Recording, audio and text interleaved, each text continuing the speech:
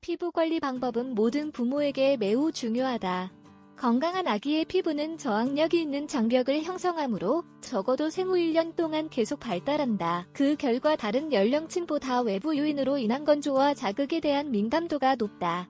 따라서 과도한 열이나 추위가 알레르기 반응을 유발할 수 있다. 특정 제품은 공격적인 반응을 보일 수도 있다.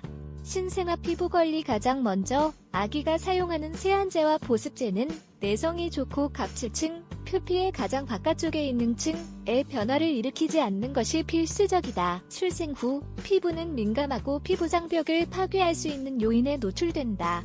여기에는 다음과 같은 요인이 있다. 타액, 비강, 분비물, 소변, 대변, 변, 효소, 포함, 먼지 이러한 요인에 매일 노출되므로 최적의 피부 세안과 아기의 피부 장벽을 적절히 보호하는 것이 필수적이다. 이를 위해 다음과 같은 원칙을 따르는 것이 좋다. 위생. 신생아의 피부위생은 체온이 안정화될 때 시작되어야 한다. 출생 시 피부의 pH는 중성이다. 그리고 시간이 지나면서 산성이 된다. 알칼리성 비누를 사용하면 pH가 일시적으로 증가하여 아기가 감염과 자극에 취약해진다. 따라서 중성 또는 저산성 무향 비누를 가장 적은 양으로 사용하는 것이 좋다.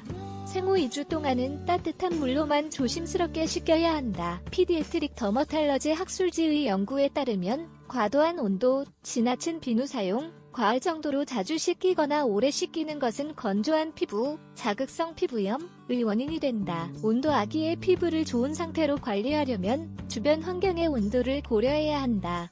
온도가 너무 높으면 땀이 나거나 열이 날 수 있기 때문이다. 한편 온도가 너무 낮아도 저체온증이나 지방층염을 초래할 수 있다.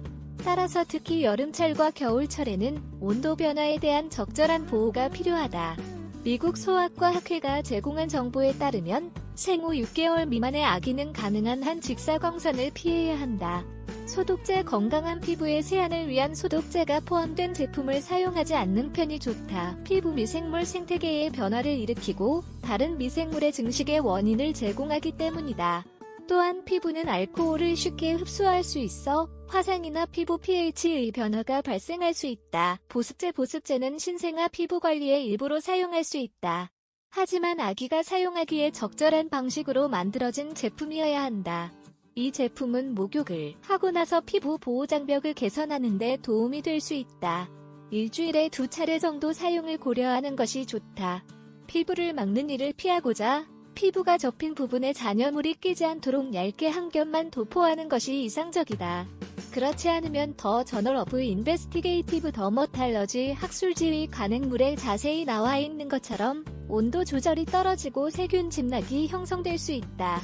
배꼽 관리. 잘린 탯줄은 일반적으로 생후 5에서 15일에 떨어진다. 탯줄이 떨어지고 남은 흔적은 상처가 되어 세균의 통로가 될 수 있다. 따라서 거즈나 보호물 없이 탯줄이 잘린 부분을 건조하고 깨끗하게 유지해야 한다.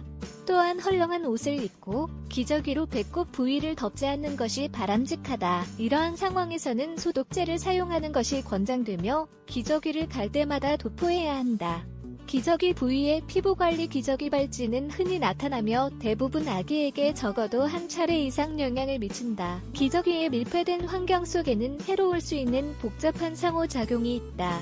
이와 관련하여 인디언 저널 오브 피디애트릭스 학술지의 간행물에서는 기저귀 부위를 깨끗하고 건조하게 유지하는 것의 중요성을 강조한다. 기저귀를 오랫동안 습한 상태로 유지하면 마찰이 증가한다. 따라서 피부가 짓무르면서 침투성이 높아지고 미생물이 성장한다. 요약. 신생아 피부는 보호 장벽이 다 자라지 않아 더 연약하다. 따라서 최대한 위생적으로 청결을 유지하고 가장 적합한 제품을 사용하고 있는지 확인하는 것이 필수적이다. 요컨대 아기의 피부 건강을 관리하고 알레르기 반응이나 감염의 위험을 줄이는 것은 우리의 책임이다. 또한 온도와 적절한 소독제 및 보습제 사용과 같은 측면을 고려해야 한다.